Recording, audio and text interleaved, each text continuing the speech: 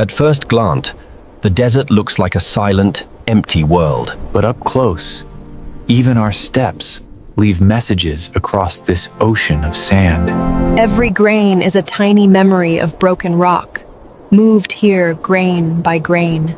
It looks frozen, yet this surface is only a thin skin over a shifting body.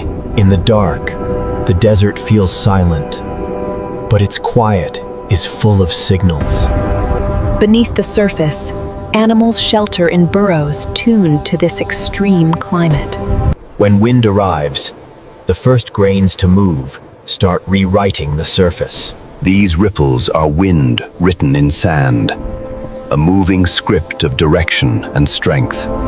When too much sand piles up, the dune releases it in a single sweeping phrase. In an avalanche, millions of grains move together, colliding in synchronized waves.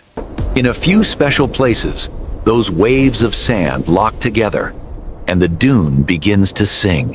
When enough dry, rounded grains move together, their collisions merge into one powerful note. A hard layer beneath the surface reflects the vibrations, turning the whole dune into a giant speaker. From Sahara to Asia, each singing dune has its own pitch, set by grain size and shape. When the flow stops, the voice disappears, but the marks of the movement remain. Over years, entire dunes walk downwind, carrying their history with them. The curve and horns of each dune quietly point to the direction the wind prefers to blow. Where winds clash from different angles, dunes grow upwards into star-shaped giants. Along coasts and deep inland, dune fields record the balance of sand supply and wind. Each buried layer is a snapshot of past winds, stacked like pages in a book. For a few hours, every footprint adds new lines to the desert's moving story. Then the next wind comes and wipes the slate clean for the next set of tracks. Some plants act as dune engineers, trapping grains and building new shapes around themselves. Their leaves trade surface for survival, wrapped in armor against heat and thirst. Seeds hide and reappear as dunes breathe, waiting for a rare pulse of rain. Under shrubs, cooler microsites hold a little extra moisture, enough to tip survival. On some surfaces, living crusts bind grains together, stabilizing dunes until the next disturbance. Where pebbles armor the ground, dunes struggle to form. Where they're absent, sand can run free. Tiny vortices sketch their own spirals, rewriting surfaces in seconds. Sometimes the desert's message is not subtle, but a moving wall that reshapes everything in its path. Afterward, the dune field is rewritten from edge to edge, as if starting over.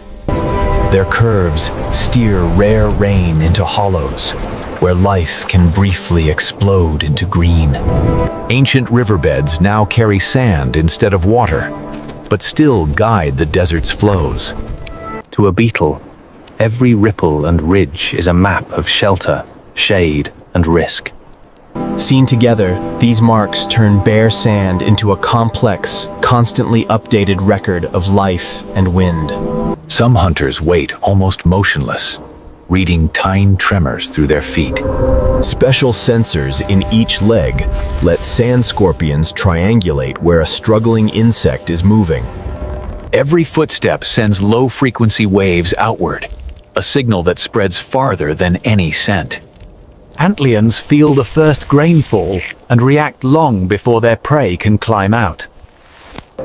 Some lizards move entirely within the sand, sensing buried prey through vibration and touch. Sidewinders minimize contact with scorching ground, leaving looping tracks that confuse predators and prey. They sense faint vibrations along their length, helping them strike at hidden movement in the dark. Rodents use foot drumming as a warning and a call, sending messages through the ground itself. Those oversized ears dump heat and pick up the faint scratching of prey under the sand. Burrows act like natural filters and amplifiers, shaping the sounds of the surface into usable information. Perched on a crest, an owl hears the tiniest rustle from far below. Many insects add their own notes, sending courtship and alarm through the ground instead of the air. Heavier steps send deeper waves, telling every buried listener that something big is passing overhead. Engines add new frequencies to this underground network, sometimes masking the signals animals rely on. Even distant storms send low rumbles through the dunes, warning everything that a rare, dangerous rain may be coming. Seen over a whole night, the desert floor hums with crisscrossing paths we almost never witness. Buried predators can pinpoint prey using nothing but the timing of incoming waves. Dozens of species share this hidden channel, each tuned to its own pattern of touch and vibration. To them, the desert floor is less a silent stage and more a low-frequency conversation. When we slow down and listen, we realize the silence was never empty at all. Big ears, pale coat, and deep burrows let this tiny fox dump heat and hunt when the desert is safest. Furry paws spread its weight, muffling sound and protecting against burning sand. In some deserts, beetles harvest water straight from fog, using their own bodies as collectors.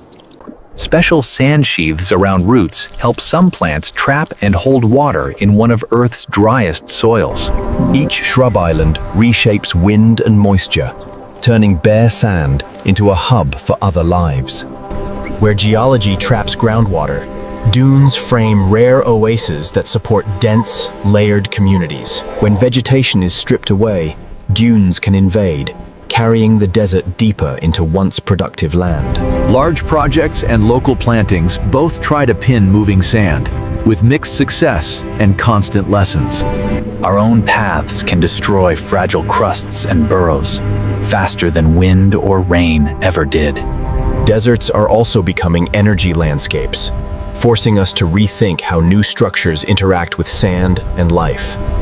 By measuring sounds, shapes, and movements, we're slowly learning to read what dunes and desert animals have known for millennia. From orbit, the great sand seas look like static bands, but up close, every grain is on the move, even when nothing dramatic happens. The wind is always editing the desert's surface line by line.